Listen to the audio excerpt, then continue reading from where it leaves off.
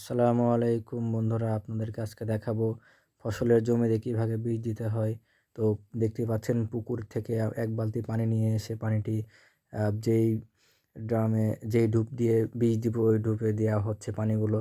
তো আস্তে আস্তে এভাবে বালতি নিয়ে পানি ভরে নিয়ে এসে ওই ডুবে পানি দিতে হবে। তো দেওয়ার পর দেখতে পাচ্ছেন বীজ দিচ্ছি, বীজ পাউডার, এটাকে পাউডার বীজ বলা হয়। তো পাউডার বীজ দেওয়ার পরে আবার বালতি করে পানি নিয়ে এসে তো পানিতে অন্য একটা বীজ গুলাইতেছি। তো এখান থেকে আরও একটা বিষ আবার দিচ্ছি, আপনারা দেখতেই পাচ্ছেন।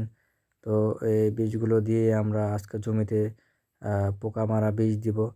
তো বিষ দিচ্ছি, আমরা আরও একটি বিষ দিব।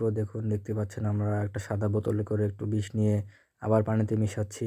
তো সব বিষ একসাথে মিশানোর পরে এই বীজগুলো এক জায়গাতে করে একটু ঝাঁকানো হবে। একটু পরে দেখতে পাবেন বীজগুলো একসাথে নিয়ে ঝাঁকানো হবে। তো বীজগুলো মিশাচ্ছি আমরা। তো সাথে থাকুন বন্ধুরা, দেখতে পাচ্ছেন আমরা বীজগুলো একসাথে মিশাচ্ছি একটি নালা দিয়ে। দেখতেই পাচ্ছেন আমরা সবগুলো বিষ এক জায়গাতে করে এগুলো খুব সুন্দরভাবে নাড়িয়ে নিচ্ছি যেন বীজগুলো একবার মিশে যায় পানির সাথে, সবগুলো বীজ যেন জমাট না বাঁধে। তো বীজগুলো মিশানোর পরেই আপনারা দেখতে পাচ্ছেন বীজগুলো যেই ডুব দিয়ে আমরা ফসলের জমিতে বীজ দেবো ওই ডুবে ঢালতেছি। তো ওই ডুবে বীজগুলো ঢালার পরে আমরা ঢালা শেষ হয়ে গেল। ঢালার পরে দেখুন আমরা জমিতে বীজ দিচ্ছি।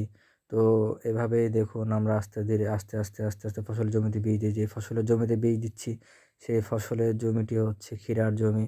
তো আল্লাহর রহমতে অনেক ক্ষীরার ফুল আসছে।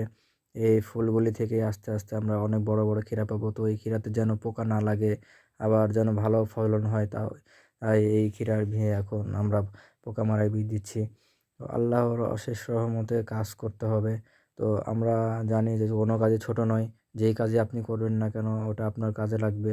তো অযথা বাসায় বসে না থেকে যদি এরকম ছোটোখাটো একটা ফসলের জমি আপনি পরিপূর্ণভাবে করতে পারেন তাহলে আপনার আর্থিকভাবে অনেকটা ভালো হবে। তো ফসলের জমিতে যদি আমরা একটু কষ্ট করি তাহলে দেখতে পাবো আমরা আস্তে আস্তে আমাদের আর্থিক অবস্থা সচ্ছল হয়ে আসবে। তো এরকম ছোট ছোট ফসলের জমিতে আমরা অবশ্যই ফসল করব। অবশ্যই আমরা বিভিন্ন ধরনের ফসলের নিয়ে কাজ করব।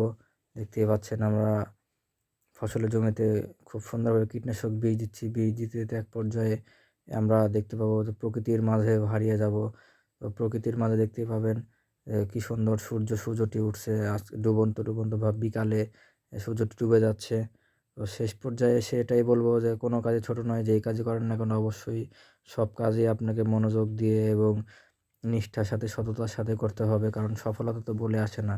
সব কাজই করতে হবে, আল্লাহ ভরসা একদিন ভালো কিছু হবে ইনশাল্লাহ।